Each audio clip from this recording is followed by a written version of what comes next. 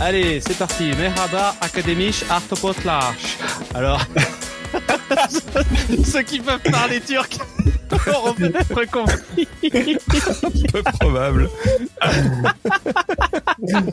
Quel bel accent. Ouais, non, ouais. Pour nos auditeurs, j'ai essayé de le faire en coréen avant, mais il va falloir plusieurs semaines d'entraînement avant de lancer celui-là. Bon, comment ça va les gars? Ouais, ça va. Ça va, sous la pluie. Ouais, c'est Sous ça. la pluie. Ah, pour la fête de la musique, c'est pas terrible ça. La pluie du Sahara. Ah oui, c'est vrai, ça, j'en ai entendu parler, effectivement. Ouais, nous, là, depuis 2 mois, on se mange plein de sable, hein, ici. Bah, au moins, je sais pas ce que ça fait. Ouais, il y a sûrement un bon côté, mais bon. Je ne le vois pas. Il y aura plus de sable sur les plages. Voilà. Les vendeurs de voitures. les laveurs de voitures font chou gras. Alors, la semaine dernière, on avait parlé des signaux faibles, on avait surtout parlé des observations de tâches, un excellent moyen de débusquer les signaux faibles. Alors, je m'excuse auprès de tout le monde. On est en retard dans le postage. On a 1 ou 2 épisodes de retard. Ça va se décanter bientôt et je pense qu'on va poster tous les épisodes d'un coup.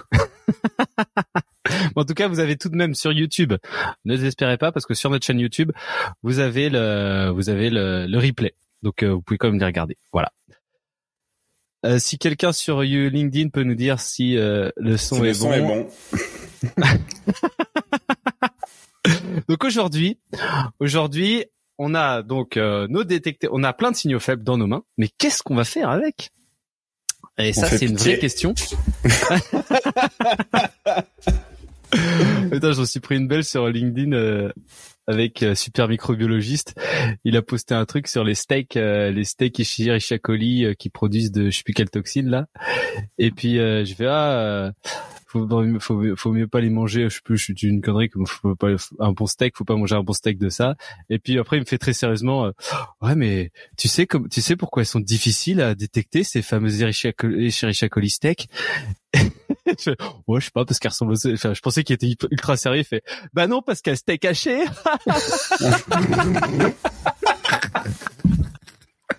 Toi, les 2 pieds dedans. Oh là là. Oh, mon petit cœur s'est arrêté. Bon alors, qu'est-ce qu'on en fait de ces signaux faibles? Ah, qu'est-ce qu'on en fait de ces signaux faibles? Ah oui, c'est ça.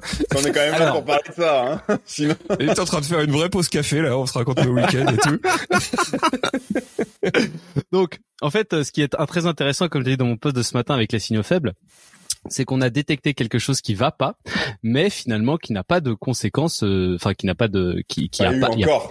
n'y a pas eu encore de conséquences sur notre produit, sur notre système, sur rien. C'est une dérive. Alors si on s'amuse à le tracer, parce que je discutais avec mon copain Greg qui fait des QMS, et il me disait, je lui disais ouais, il y a aucun QMS qui peut faire ça et tout. Et effectivement, même si on commence à s'amuser à les mettre dans le QMS, on va se retrouver avec des mails envoyés à des gens pour faire des trucs. Et en fait, c'est toute cette friction colossale qui va dénaturer en fait notre opération d'amélioration continue et d'action rapide, quoi. Ouais. Parce que bon, ouais, vas-y, t'as dit un truc? Non, j'allais rien dire, je suis assez d'accord et je pense que c'est un peu le truc, ce qu'on cherche justement, c'est surtout la réactivité. Ne pas alourdir, ouais. Voilà, c'est ça, la réactivité autour de ces signaux faibles. Et ça devrait plus rentrer dans un plan d'action, d'amélioration comme on les voit dans les AIC. Plutôt que, animation intervalle court, vous appelez ça comme vous voulez, plutôt que dans un QMS avec, ok, il y a de l'audit trail, on va se dire oui, mais c'est des problèmes qualité, c'est des signaux faibles. Rappelons-nous encore une fois, hein, c'est pas encore un problème. Mais ça va en devenir un plus tard. D'ailleurs, j'ai une anecdote là-dessus. Vas-y. Ah, plus tard. Non, je peux le faire maintenant. Mais quand on dit c'est pas encore un problème. Hier, j'étais sur un site et on travaillait sur une investigation de déviation. Et quand on faisait notre schéma de comparaison des situations, on avait ce qui aurait dû se passer. Et il y avait quand même un truc qui manquait. C'était ni écrit dans les procédures, ni remonté par les personnes du terrain. mais il manquait un truc comme si, ouais, ça aurait dû quand même se passer comme ça. Et du coup, j'ai fait le lien. Je me suis dit, mais en fait, ouais, là, on est juste en train de mettre le point sur un signal faible qui est pas cadré ni dans la tête des gens ni dans les procédures, et ce qui a fait aboutir à cette déviation. Donc, c'est assez intéressant quand même. Enfin, je trouve. Non, mais c'est vrai. Hein. Donc pour parler concrètement, par exemple, prenons un exemple. Donc, imaginez au conditionnement, on a des bacs d'éjection et bah, du coup, on sait que les bacs verts, ils sont censés être réintégrés. Les bacs oranges, ils sont censés être déconditionnés, réintégrés. Et les bacs rouges sont censés être détruits direct. Et là, du coup, on s'aperçoit que tous les bacs sont noirs. Parce que du coup, pour une raison ou pour une autre, les bacs ont été changés et du coup, ils sont tous noirs. Donc là, pour l'instant, pas mal. Pour l'instant, pas trop de problèmes. Les gens savent. Et peut-être il y a peut-être écrit dessus, voilà, ce qu'il faut faire dessus en fait, pour que ça soit pas non plus, parce que c'est vrai que s'ils sont tous noirs et qu'il y a rien écrit dessus, c'est chaud. Mais il y a marqué dessus ce qu'il faut faire avec. Par contre, dans la procédure, marqué bac rouge, bac noir. Donc là, on se dit bon bah voilà, il y a un problème, soit faut changer la procédure pour dire qu'il y a plus les bacs de couleur, soit du coup on remet des bacs de couleur et on marque dessus, mais en tout cas, on peut pas rester comme ça parce que c'est bizarre quoi. Et donc là, si on se dit bon bah on va ouvrir une capa. Alors du coup, si tu vas ouvrir une capa, donc là c'est-à-dire que déjà, il faut un peu dire, bon bah... Moi, j'ouvrais une bombe de peinture plutôt qu'une capa. Non, mais du coup, tu vas ouvrir une capa. Donc, déjà, dans un paquet de systèmes, tu peux pas ouvrir des capas de rien. Et ça, c'est un vrai problème, d'ailleurs, hein, pour tous ceux qui nous écoutent et qui gèrent des qualités système. Il faut qu'il y ait une déviation, un écart, un machin, voilà. Sinon tu peux pas ouvrir de capa. Et ça, je trouve, c'est un vrai problème. Je pense que tous ceux qui ont un QMS, ils devraient ouvrir la possibilité d'ouvrir des capas à partir de rien. Ou enfin, pas forcément, on peut pas les appeler des capas, mais en tout cas, ouvrir des actions à partir de rien. Parce que... Ah, c'est des actions préventives. Ouais. Donc c'est des pas. Finalement, vous n'ouvrez que des cas. C'est un peu caca. On est d'humeur taquine aujourd'hui. Hein. On cherche un nouveau slogan. Stop au caca. Ouvrez des pas. Ouvrez le pas. Donc bref, donc là, imagine que tu as la possibilité d'ouvrir une action, donc tu vas déjà essayer de définir ton action. Alors là, c'est là où toi tu vas te dire il faut acheter des nouvelles caisses, alors que effectivement le gars de la maintenance, ça se trouve il va les bomber. Enfin tu vois, là déjà le gars il se reçoit acheter de nouvelles caisses, donc là il va peut-être aller les commander. Enfin déjà il va recevoir un email dans sa boîte ou dans son truc là, dans son quelque part. Là il faut qu'il en prenne conscience. Il faut qu'il en prenne conscience, qu'il le lise, qu'il comprenne de quoi il s'agit. Ah ouais, les caisses, machin et tout. Ah, il faut que je les commande. Donc, puis si c'est pas marqué avec les bonnes couleurs et le bon nombre, il va commander des caisses noires.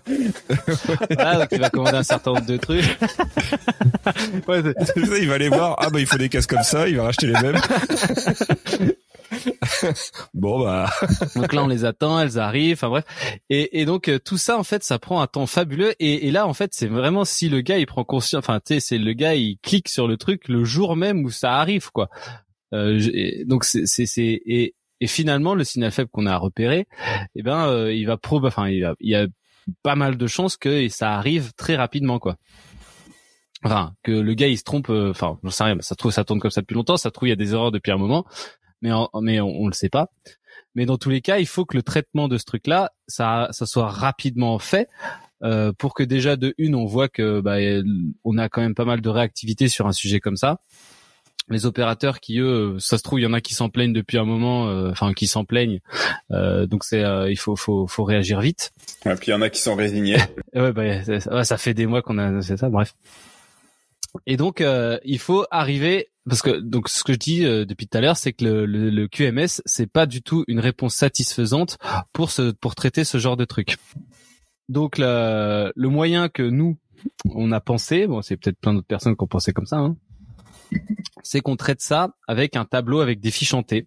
Alors j'en ai déjà parlé dans plusieurs épisodes. Il y a plusieurs épisodes sur je commençais à en mettre en place. Et donc, pour rappeler rapidement le tableau d'efficacité, donc en fait tout le monde peut venir. Un tableau efficacité, c'est un gros tableau avec des petites fentes et du coup dedans on met des fiches de différentes couleurs qui ont une forme de T. Voilà, en 2 mots, hein, c'est pas des fantômes et tout.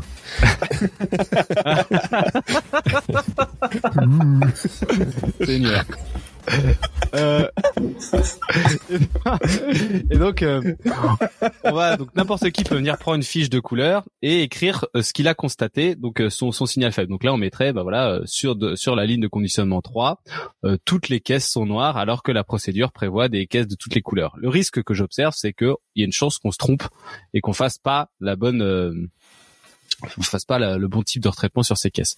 Boum, on la met dans fiche acceptée, fiche nouvelle entrante. Après, derrière, il y a un petit comité qui se réunit une fois par semaine ou même une fois par jour pour évaluer le truc en disant, bon voilà, effectivement, c'est un truc important, il faut qu'on le traite. Donc là, on le met dans accepter ou on le met dans refuser. Si on le met dans refuser, hop, on met pour qu'on l'a refusé. Ensuite, quand il est accepté, du coup, une fois par semaine, on va attribuer ce signal faible à quelqu'un. Donc là, tu as désigné dans ton projet un certain nombre de pilotes d'action. Nous, on avait décidé qu'il pouvait en avoir que 2 max d'actions pour limiter limiter l'empilement. L'engorgement. Voilà, c'est ça. Ouais. Et du coup, nous on a eu ce phénomène sur un site. En fait, il y a tellement de signaux faibles qui sont remontés du terrain, donc ça paraît super positif et tout, et commencer à mettre des actions en face de chaque signaux faible. Et très vite, on avait une pile d'actions et rien qui se faisait. Et donc, on a changé de braquet. On a dit non, en fait, il vaut mieux qu'il y ait 1 ou 2 actions par unité, faites chaque semaine, mais réellement faites, que rien, parce que en fait on a trop d'actions et qu'on se sent débordé. En fait, c'est ça. Le truc, c'est que il y a une demi-pression sur ces actions, c'est-à-dire qu'il y a pas, il y a une demi-urgence. Tu vois, il faut le faire rapidement, mais il faut pas le faire maintenant. Précipitamment.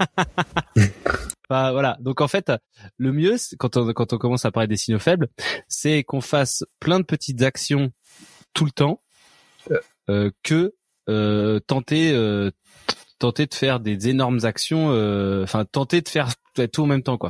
En fait, il faut qu'il y ait une certaine habitude qui se mette en place avec un, comment on appelle ça là, un rythme d'action faite. Il faut que ce soit une routine, voilà, c'est un peu, ça, quoi. une routine, exactement. Une routine, Donc là, l'idéal, c'est d'allouer du temps dans les emplois du temps aux personnes pour qu'ils fassent ou une observation de tâches ou qu'ils travaillent sur leur petite action. Et donc, le retour d'expérience que j'ai là-dessus, c'est sur 2 mois. Attendez, sur 2 mois, ils ont quasiment déclaré un signal faible par jour. Donc c'est sur 60, ils en ont déclaré une 60aine. Et des actions, il y en avait un peu plus d'une 30aine de faites. Attendez, j'ai les chiffres plus ou moins exacts, même exacts. Et donc en fait, le vrai problème auquel on s'est heurté justement, c'est le temps alloué aux personnes, que les personnes en fait prennent le rythme de réaliser ces actions. Parce que effectivement, si tu fais, dans le site où j'étais, c'était en 5/8. Donc le problème, c'est pour voir les types. Tu sais, t'arrivais, tu les voyais une fois toutes les 3 semaines, quoi, si tu faisais un pilotage par semaine. Donc ça, c'était assez pénible. Et en fait, comme on voit dans le pilotage des CAPA, faut le faire minimum une fois par semaine pour donner une espèce de rappel comme quoi, ah oui, c'est ça qu'il fallait que je fasse, quoi. Il y a un truc qui est intéressant dans ce que tu dis et moi dans ce que j'ai vécu, c'est qu'au final, on manque de temps pour faire ces actions simples qui traitent les signaux faibles. Et à côté de ça, on met les gens aussi sur des CAPA. C'est important, les CAPA, sauf si c'est une CAPA sensibiliser le personnel.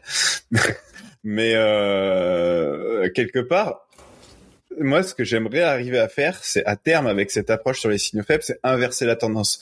C'est avoir plus de temps pour traiter les signaux faibles et moins sur les CAPA, parce que si on traite bien les signaux faibles, si on alloue le temps nécessaire et qu'on met les bonnes actions, etc., ça va réduire les déviations et donc les CAPA. Et il faut arriver petit à petit vers ce système où en fait on a plus de temps sur les actions d'anticipation que sur les actions réactives, quoi. Je sais pas si on arrivera à faire plus de temps. Parce que après les CAPA, il y a quand même un truc qui qu'il a, enfin, un revers un petit peu, c'est justement sur le temps que tu mets, enfin, sur la taille des actions. Parce qu'effectivement, comme on le disait dans le premier épisode sur les signaux faibles, il y a des signaux faibles il y a la bonne action, l'action long terme qui va faire que ça va se généraliser, que c'est sûr que le problème il sera parfaitement réglé. Et après, il y a les actions court terme qui va être sensibilisation des personnes à tel truc, mettre en place un truc visuel, quoi. Changer la couleur des caisses. Changer la couleur des caisses. Mais ça c'est une action facile. Mais par exemple, quand tu vois que effectivement sur ta machine, tout le monde peut changer un paramètre. Là, du coup, tu te dis le paramètre qui fait que je sais pas, l'asservissement de deux trucs, quoi. Là, normalement, tu voudrais, t'as même pas besoin de te loguer, quoi. Et là, du coup, ce que tu voudrais faire, c'est le mettre sous mot de passe avec un mot de passe administrateur. Et là, si tu vois, en fait, que ces lignes-là, en fait, ça a jamais été fait et qu'il n'y a pas de différents mots de passe administrateur, enfin, mot de passe maintenance, mot de passe opérateur, etc. Et là, putain, tu commences à dire, premier truc à faire, c'est arrêter de toucher à ce bouton. Personne ne touche à ce bouton, il est on et ça doit rester on. Mais le vrai truc à faire, c'est de créer des vrais niveaux d'accès aux paramètres qui peuvent tout casser dans ta machine, quoi. Ça, putain, c'est un vrai projet, quoi. Ça prend du temps. Ouais. Enfin, c'est un vrai petit projet, quoi. Il y a un mec qui va devoir bosser là-dessus, qui va devoir regarder tous les paramètres pendant un moment, tous les paramètres de la machine, décider lesquels peuvent être accédés aux opérateurs, lesquels peuvent être techniciens, programmer le machin dans la machine. Enfin, ça, c'est une réaction qui est solide. Après, il y a certainement plein de déviations. Voilà, ça, il faudrait vérifier, hein, mais il y a certainement plein de déviations qui ont été causées par j'ai tout touché tout le temps, quoi. mais ouais. Et alors là, quand t'es face à ça, le premier truc, c'est le signal, le signal faible. Tu traites en disant, ça, il faut toujours que ça soit activé sur votre ligne. Faut pas toucher à ce paramètre. Ça, c'est la première action à mettre en place. Et après, du coup, là, je sais pas, qu'est-ce que vous en pensez? Comment on met en place ce deuxième palier? Toi, t'ouvrirais une capa, quoi. Je sais pas. Une pas en l'occurrence, hein. Mais oui, pourquoi pas. De toute façon, moi j'ai eu le cas, c'est un peu différent, hein, mais sur des activités dans un secteur logistique, où en fait, à force de faire les observations de tâches, etc., l'action, elle a été de remettre à plat l'ensemble du process sur une activité. Donc c'est pas une action simple, courte, rapide. Ça a pris 3 mois de travail avec des personnes qui machin, mais du coup, alors dans ce cas-là, ils ont pas fait de capa. Par contre, ils ont monté un petit projet, quoi. Mais on pourrait très bien l'avoir mis dans le système capa, ça. Et enfin, on aurait des actions préventives dans nos systèmes capa. Donc pour donner les vrais chiffres là que j'ai eu en 2 mois, donc sur 2 mois, on a 94 signaux faibles remontés, 29 actions en cours, donc là c'est les pilotes qui les ont sous leur responsabilité, et 30 actions réalisées. Donc en gros, il y a 30 trucs qui ont été corrigés sur les 2 mois, et du coup 30 supplémentaires qui seront corrigés bientôt, quoi. Moi j'ai un petit retour d'expérience aussi. Donc tu parlais de tableau de fiches-chanté. Le format a pas d'importance. L'objectif c'est de pas mettre de barrière aux gens pour venir rajouter une fiche dans le truc. Sur le site que j'ai accompagné l'année dernière, on était super motivés parce qu'en gros ils avaient un outil qui permettait de faire des tableaux de pilotage digitaux directement sur ligne avec machin. Alors, ouais, c'est trop bien. On va pouvoir facilement compter les nombres de signaux faibles, compter les nombres d'actions, on aura les indicateurs qui seront tout automatisés, blablabla. Sauf qu'en fait, les opérateurs, ils étaient pas du tout à l'aise avec le fait de noter des trucs dans ce tableau. Ouais. Et du coup, ça a été un blocage qui, petit à petit, a fait que on avait moins de signaux faibles qui remontaient que qu'on pouvait attendre. Alors, on a trouvé une parade, hein, on a fait un mode de fonctionnement un peu différent. Mais du coup, le point clé, en fait, de ce pilotage et de ce tableau de signaux faibles, c'est mettre le moins de barrières possible pour que les gens, ils viennent renseigner des trucs. Ouais, ça c'est clair. Parce que plus on a, en fait, ouais, c'est ça. En fait, plus les gens remontent, en fait, plus tu vas avoir d'opportunités de faire des actions, et finalement, plus tu vas améliorer ton système. Et c'est pour ça qu'au final, un papier, un crayon, c'est quand même vachement classe, et pouvoir attribuer les actions régulièrement aux personnes, Un crayon de papier qui s'efface en prod. Justement, moi je m'en fous, moi. Puis je croyais que tout devait être écrit en bleu de toute façon. Voilà, qu'après on a des problèmes de data integrity en ce moment. On avait beaucoup de sujets, dossiers de l'eau et... Non ouais, donc ce que je voulais dire, c'est qu'on peut donner l'impression justement que tous les signaux faibles vont devoir demander des grosses actions, mais finalement il y a tout un tas de signaux faibles qui vont demander presque pas grand-chose. Par exemple, là, changer de lumière, quoi. Là, changer des ampoules, remplacer un carter. Ça peut être, ça c'est des trucs. Enfin, remplacer un truc qui est pété. Voilà, les gens, enfin la maintenance à les pièces, il faut juste. Alors ça, c'est ça aussi. Il faut juste, parce que la maintenance, finalement, c'est aussi dans les signaux faibles une belle porte d'entrée quand même. Et du coup, la maintenance va être assez sollicitée. Enfin, peut-être pas à chaque coup, mais je dirais au moins une fois sur 4, il y a quelque chose que la maintenance doit regarder, quoi.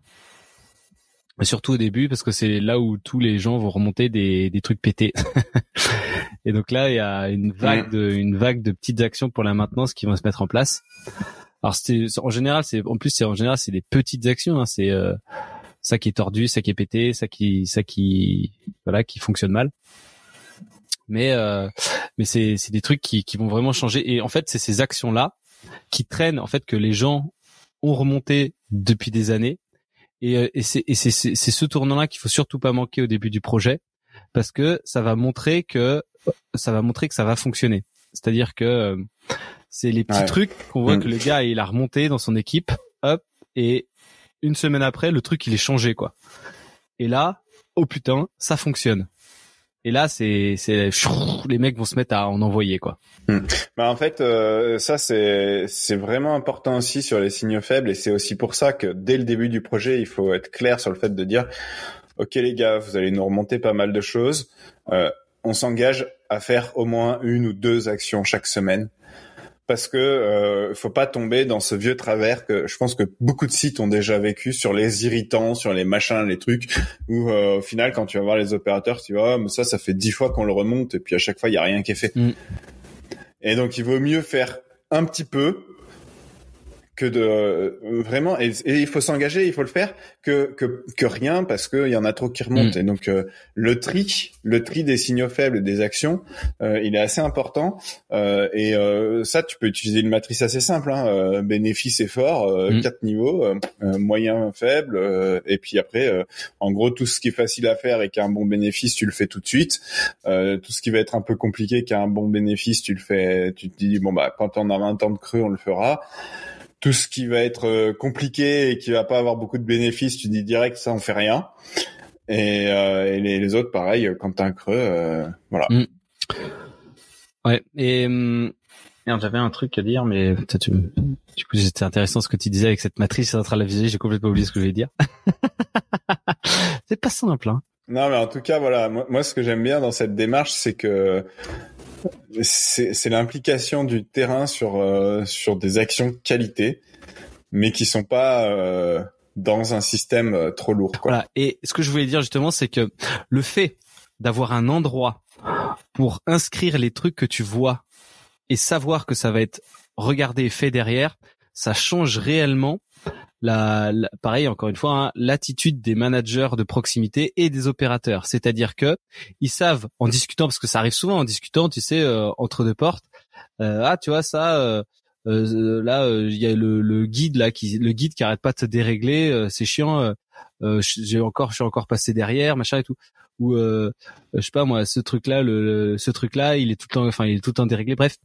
Et en fait, il faut que on a gagné à partir du moment où là, il y a un des deux qui fait on va le mettre en signal faible. Et hop, on va le reporter. Et en fait, ça décharge l'idée du truc de la tête. Voilà, c'est ça. C'est tous les trucs, tu sais, qu'on note sur ton carnet où tu dis oui, ça, il faudra qu'on en parle, ou ça, machin. Hop. Là, du coup, c'est boum, on a un endroit pour le noter et on sait que ça va rentrer dans un système qui fonctionne et qui va se faire. Et vraiment ça change vraiment la façon de fonctionner du site, quoi. Alors petite colle, du coup, comment tu fais quand sur le site, ils ont déjà un endroit où ils notent les irritants avec les actions, où ils notent les situations à risque sécurité avec les actions, et du coup les signaux faibles, et où les gens ils commencent un peu à mélanger un peu tout. Ouais, bah ça c'est vraiment un danger. Enfin, c'est vraiment un danger. C'est vraiment un truc intéressant avec la HSE. Donc, soit la HSE elle a déjà fait cette démarche, parce que la démarche est déjà en place. Donc là, en fait, finalement, tu vas pas avoir trop de mal à dire, bah voilà, maintenant on fait ça, mais pour la qualité. Du coup, les gens ils savent un peu. Tu pourras redescendre les trucs de la HSE vers la qualité et inversement. En fait, tu vas voir les différents pilotages. Par contre, s'il n'y a pas du tout de trucs HSE en place, c'est là où durant le tri, tu vas pouvoir, moi je parle là pour l'instant que pour la HSE, mais durant le tri, tu vas pouvoir faire une petite, dans ton tableau, tu fais un petit endroit avec marqué truc HSE. Et du coup, dès qu'il y a un mec qui te remonte un truc HSE, genre, là on se pète le dos à chaque fois qu'on fait ça, hop, boum, tu vas le mettre dans le machin HSE et puis une fois tous les je sais pas combien, le gars de là, tu fais un petit point avec le gars de la HSE, tu dis bah voilà, on nous a remonté tout ça. Là, il nous faudra un tabouret ou j'en sais rien. Donc ça c'est. Moi, ma position par rapport à ça, elle est plutôt de dire. Alors, je pense que c'est intéressant sur ton tableau de faire le tri entre HSE, qualité, irritant. Les irritants, c'est ce qui emmerde les gens au quotidien sans forcément de risque qualité ou sécurité. Et de le piloter au final en une seule fois, mais en différenciant les types de trucs. Je trouve que parce que en fait tout ça c'est de l'amélioration continue avec des objectifs derrière un peu différents, mais c'est le même process au final. Ouais, c'est juste, mais alors moi j'aime pas. En fait, ça va pas concerner les. On va débattre. Ça va. Bah, en fait, c'est les gens. Toi, les gars de la qualité, ils vont direct te dire non mais nous on en a rien à foutre. Enfin, toi, ça a une réunion de plus de pilotage et du coup on n'a pas le temps de faire cette réunion quoi. Ouais, mais attends, dans tous les cas, si tu mets en place des trucs de signaux faibles, il y aura une réunion de plus, et si tu accumules une réunion signaux faibles, une réunion situation à risque sécurité et une réunion irritant et que t'as les trois, au bout d'un moment, la sécurité, les opérateurs et la prod, c'est bon quoi, ça va leur rajouter une charge de travail de malade, alors que si t'as un seul point de pilotage où tu gères un peu les trois, c'est mieux. Déjà, en fait, déjà pour la HSE, moi là, mon point de vue, il était là, c'est-à-dire qu'il y a le truc de la HSE qui fait son point, et du coup finalement, ils le font avec la prod finalement, et la qualité, elle fait son point avec la prod aussi. Enfin, c'est ça le problème, c'est que la prod, il va devoir faire 2 points, mais ça dépend qui dans la prod. C'est-à-dire que si le responsable de prod, par exemple, c'est pas forcément les superviseurs. Ça c'est son job un peu de faire ce genre de points d'organisation, d'attribution, d'arbitrage. Donc là lui normalement il a plus de temps pour faire ça, et en plus ça donne un espèce de vision globale de tout le truc. Ce que tu challenges sur le fait de piloter tout au même endroit, c'est le risque qu'il y ait des gens qui soient là que pour un des 3 sujets se désengagent petit à petit. Ouais. Et après pour les irritants, du coup là, il y a plein d'irritants qui vont avoir un impact qualité en vrai. Donc cela, ou sécurité, ouais, d'ailleurs. Ou sécurité.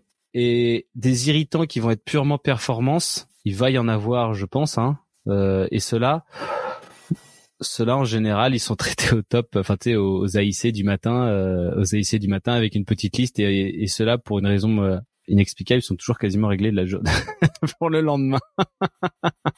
Bah ouais, mais c'est ça le truc, c'est qu'en fait, dans ce point, on devrait régler aussi les problèmes de signaux faibles, de situations à risque qualité. Alors il y a un truc aussi assez intéressant, c'est la quantité et le pilotage. Donc c'est-à-dire que imagine t'as donc un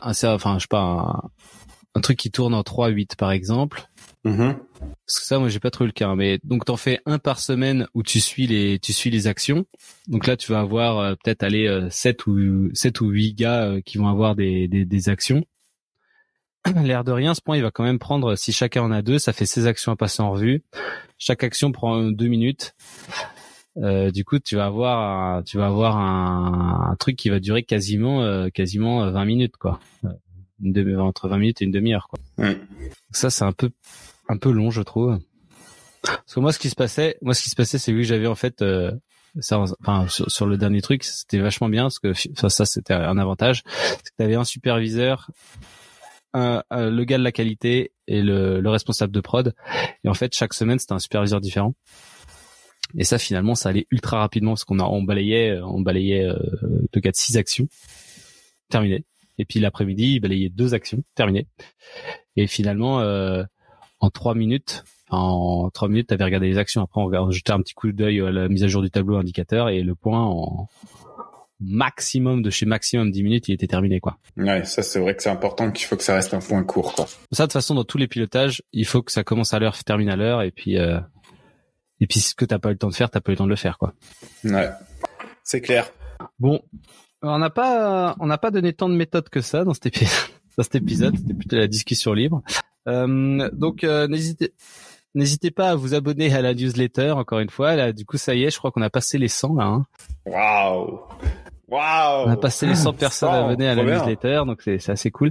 Ceux qui ont déjà reçu un peu les différents trucs, vous pouvez aussi nous commenter pour dire ce que vous en avez pensé, si vous avez téléchargé, utilisé, essayé d'utiliser les kits. Ça serait le premier kit, ça serait assez intéressant d'avoir vos retours. Ouais, carrément. Et ensuite, n'hésitez pas à vous abonner à tous nos trucs. Voilà. Et puis, écoutez, bonne semaine. Bon week-end. Bon week-end d'abord. Bon week-end. Bon week-end, ouais. Et à la semaine prochaine, du coup. Et à la semaine prochaine. Et puis merci pour tous vos messages et vos commentaires. C'est super chouette, par contre. J'ai pas mal de messages. Ouais. Pas mal de retours sur ces lives et sur la newsletter franchement, ça fait plaisir de voir qu'on fait ça et que ça intéresse des gens et que ça aide des gens aussi. Donc, non, franchement, c'est vraiment cool. Les retours que j'ai eu sur la newsletter, c'est cool de faire ça, mais par contre, j'ai pas eu c'est utile d'utiliser ça. Ah, mais c'est peut-être un peu tôt aussi. C'est peut-être un peu tôt. Oui, chaque chose en son temps. Ouais. N'hésitez pas en tout cas à m'envoyer des messages, je suis super content à chaque fois. Allez, merci à tous. Bonne journée. Bye. Salut tout le monde.